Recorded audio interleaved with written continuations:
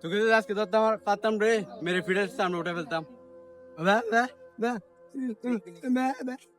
বুবার করে বুবা, তোকে যদি আজকে ধরতে পারতাম গাছের লোকে বাইদা পিটাইতাম।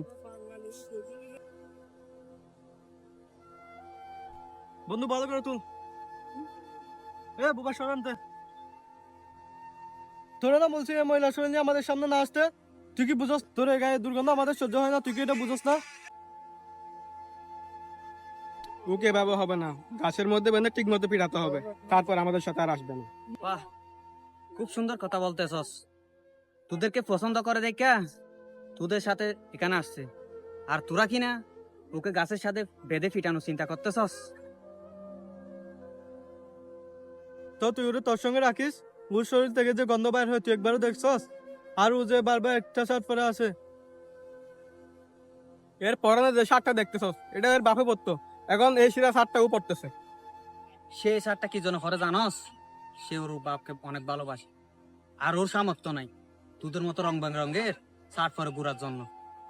সে বোবা দেখা, অসহায় দেখা তোরা যে একে এভাবে অপমান করতেছস, সে কি মনে কষ্ট পায় না? এই তোরা কি জানস না সে মুখে বলতে না পারলেও কানে সবই শুনতে পারে?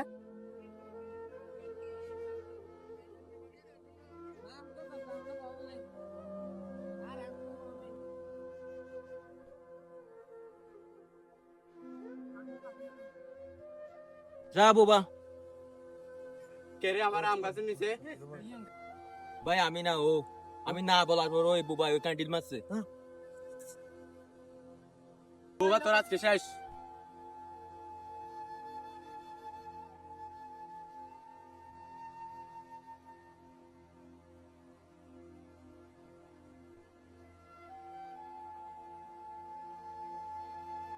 আমি একজন বোবা।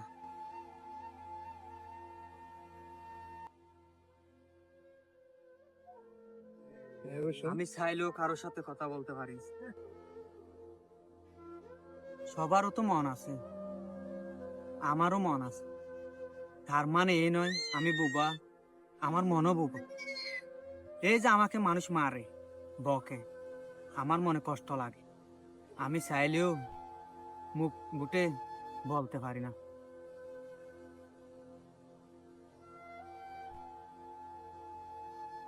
এই যে একটা ছেলে কিছুক্ষণ আগে আম গাছে ডিল মারলো, সব দোষটা এসে পড়লো আমার উপর।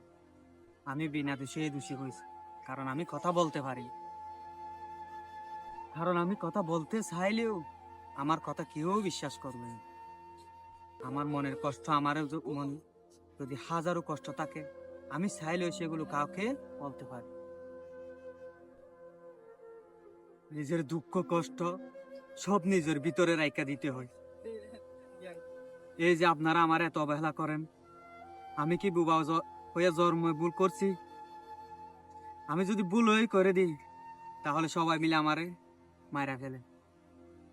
আল্লাহ যাতে আমারে নিয়ে যায়।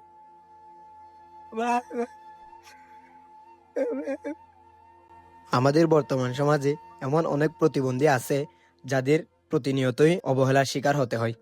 আমাদের উচিত তাদের ঘৃণা না করে ভালোবেসে আগলে রাখা এবং উৎসাহ দেওয়া।